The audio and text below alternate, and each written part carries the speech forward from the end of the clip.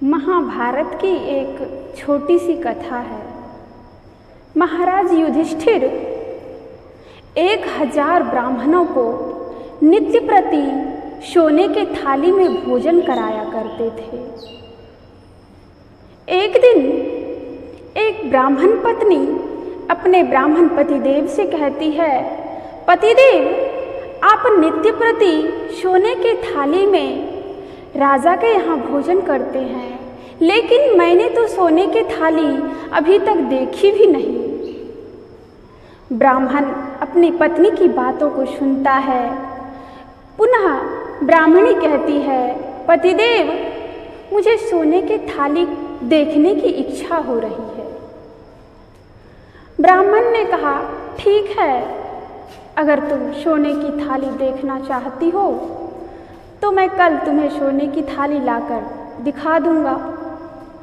दूसरे दिन ब्राह्मण महाराज युधिष्ठिर के यहाँ भोजन करने के लिए गए। 1000 ब्राह्मण वहाँ पहुँच चुके थे। भोजन प्रारंभ हुआ। समस्त ब्राह्मणों ने भोजन किया और वह ब्राह्मण जिनकी पत्नी सोने की थाली देखना चाहती थी, उन्होंने जूठे थाली को ही अपनी झोली में डाल लिया और अपने घर लेके आ गया। ब्राह्मण पत्नी को सोने की थाली देखकर लोभ हो गया। वह अपने पति से कहती है, यह सोने की थाली तो बहुत सुंदर है, आप कृपा करके इसे पुनः राज दरबार में न ले जाएं, इसे मैं रखना चाहती हूँ। ब्राह्मण खाली झोली लेकर पुनः राज दरबार में भोजन करने के लिए गए। समस्त ब्राह्मण भोजन करने लगे, लेकिन एक थाली घट गई। 1000 ब्राह्मण थे, 1000 थाली पूरी नहीं हुई। महाराज युधिष्ठिर को पता चला कि थाली घट गई है। महाराज युधिष्ठिर ने भगवान कृष्ण को याद किया और पूछा, भगवान, सोने की थाली किसने चोरी की? भगवान कृष्ण कहते हैं, इस प्रश्न का उत्तर तुम्हें मैं नहीं दूंगा। इस प्रश्न का उत्तर तुम्हारे ही पूर्वज जो कि स्वर्गलोक में हैं, वे इस प्रश्न का उत्तर देंगे। महायोगेश्वर भगवान श्री कृष्ण युधिष्ठिर को अपने योग बल से स्वर्गलोक लेकर जाते हैं। जैसे ही भगवान श्री कृष्ण युधिष्ठिर के साथ स्वर्गलोक पहुँचे तो महाराज युधिष्ठिर ने देखा कि बड़ी बड़ी चट्टानें, बहुत कीमती पत्थर, जो कि साधारण पत्थर नहीं था, उसे बोरी में डाला जा रहा था। बहुत सारे मजदूर वहाँ काम कर रहे थे और उस पत्थर को बोरी में डाल कर बैलगाड़ी पर लादा जा रहा था। महाराज युधिष्ठिर ने वहाँ के पार्षदों से पूछा कि यह क्या है? उस पार्षदों ने उत्तर दिया कि यह कोई साधारण पत्थर नहीं, यह हीरे की चट्टान है और इस चट्टान को आग में डालने के लिए, इस हीरे के चट्टान को आग में डालने के लिए ले जाया जा रहा है। इस हीरे के चट्टान को जलाकर चूना बनाया जाएगा और इसी चूने से राजा बलि की महल की पुताई होगी। महाराज युधिष्ठिर उस पार्षद की बातों को सुनकर हक्के बक्के रह गए।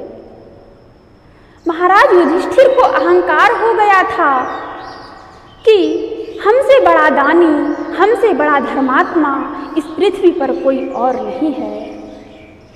आगे बढ़ते हैं।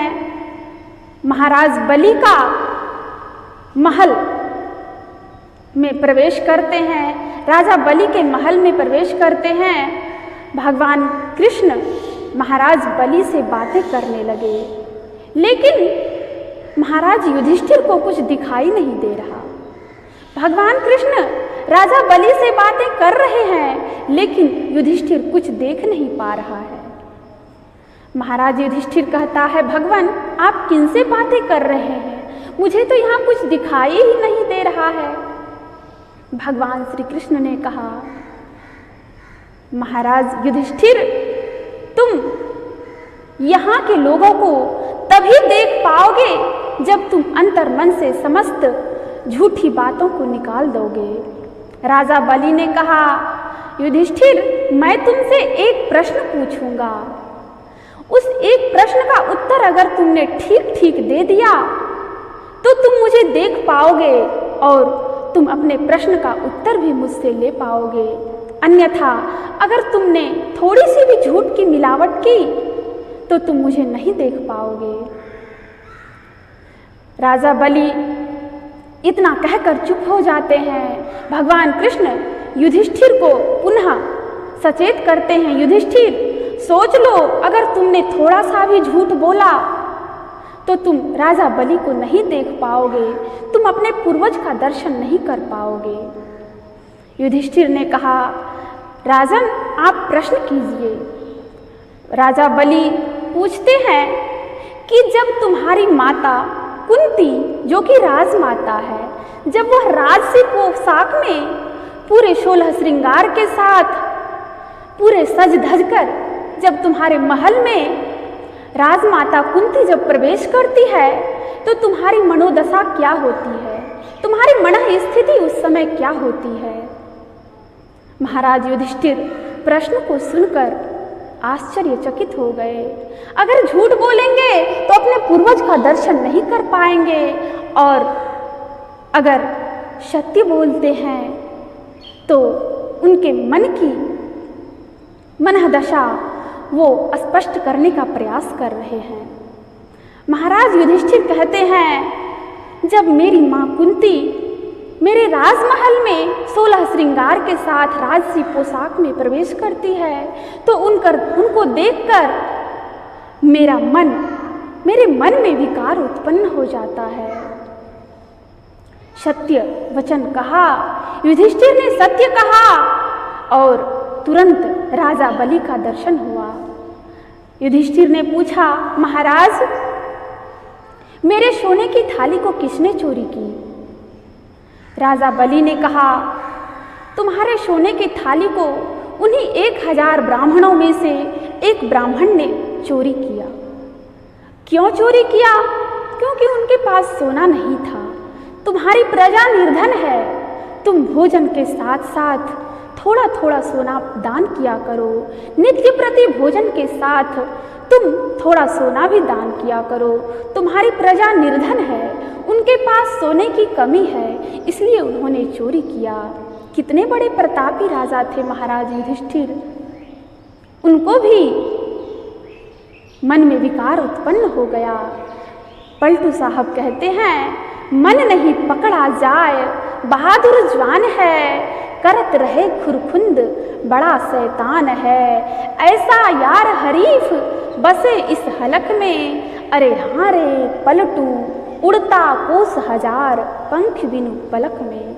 हमारे मन को पकड़ना हमारे बस की बात नहीं। अगर हमें अपने मन को वश में करना है तो इस संसार में वह उपाय नहीं, मात्र एक ही उपाय है, ध्यान, गुरु मंत्र का जप। इसी के माध्यम से हम अपने मन को वश में कर सकते हैं। आज बस इतना ही। बोलिए प्रेम से श्री सद्गुरु महाराज की जय।